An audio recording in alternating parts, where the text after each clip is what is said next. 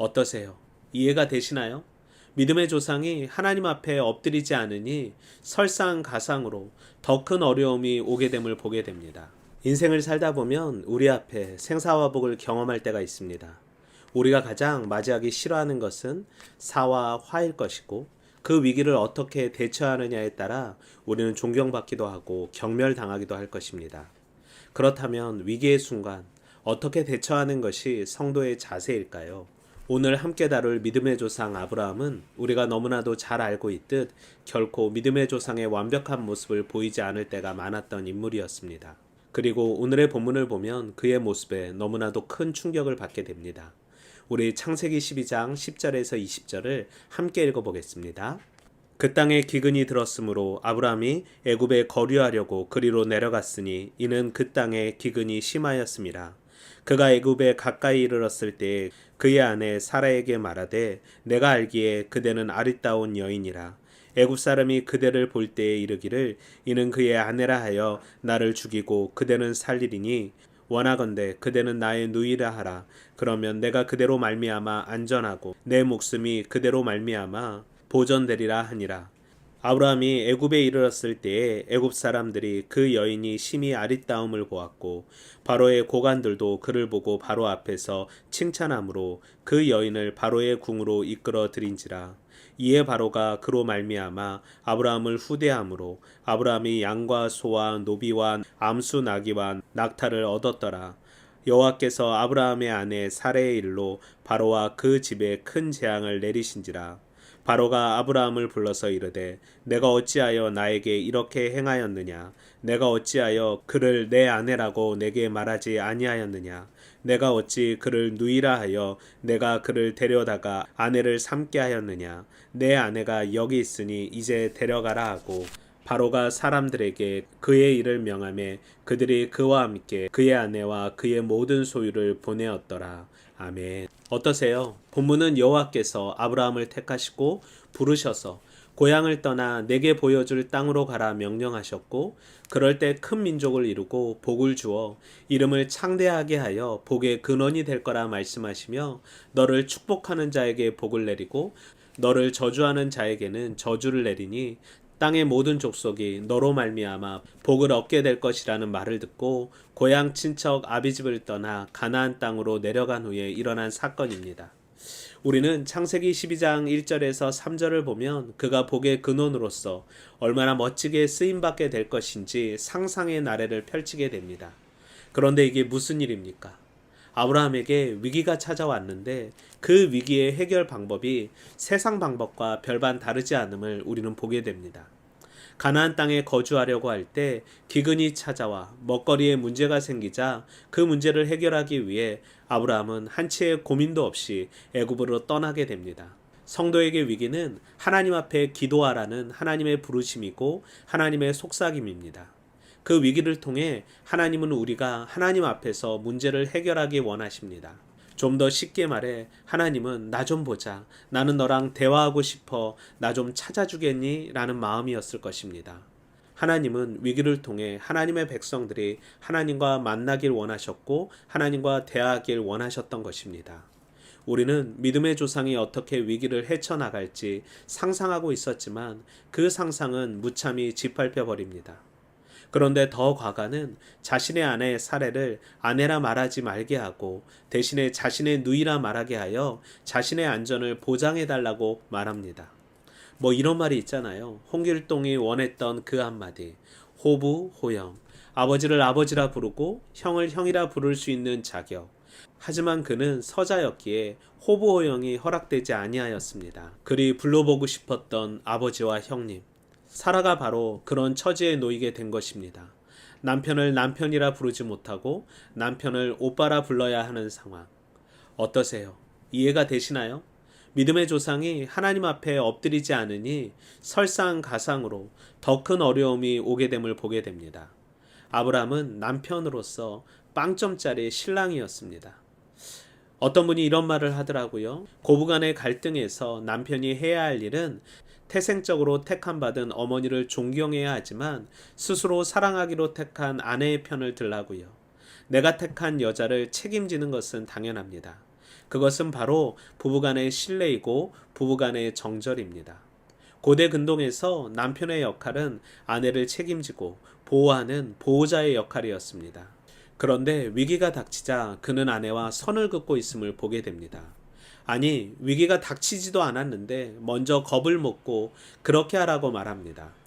여기서 사례의 마음은 어떠했을까요? 믿을 분 하나도 없네. 아니, 믿을 놈 하나도 없네. 너무한 거 아니야? 하나님이 이런 자를 택하셨다고? 답답하네. 아브라함이 사라에게 자신의 누이라고 거짓말을 하게 한 것은 부탁이라기보다는 명령에 가까운 호소였습니다. 그러니 거부할 수 없었다는 것이지요. 부탁을 가장한 강요였던 것입니다. 하지만 사례는 남편의 안전을 위해 자신의 안전을 포기하기로 결정합니다. 어떠세요? 여러분은 혹시 누군가의 안전을 위해 볼모로 잡혀본 적이 있으신가요? 대신하여 책임지는 삶. 저는 사례의 모습 속에서 예수 그리스도를 보게 됩니다. 우리를 위해 대속제물이 되신 예수 그리스도. 우리를 대신하여 십자가를 지심으로 우리가 나음을 받고 평안을 누리게 되었습니다. 사례는 부족한 남편이었지만 남편의 안전을 위해 수치를 감당하는 모습을 보게 됩니다. 사례가 어떤 의도로 그리하였는지는 모르겠지만 사례는 남편의 안전을 위해 자신의 안전을 포기합니다. 그리고 오늘을 살아가는 우리에게 하나님은 그러한 삶을 살기 원하시는 것 같습니다. 나의 가정을 위해 내 삶의 안위와 평안을 포기하고 직장으로 들어가는 아빠의 모습. 나의 남편과 아이들을 위해 시댁으로 삶의 일터에서 몸부림치는 엄마의 모습.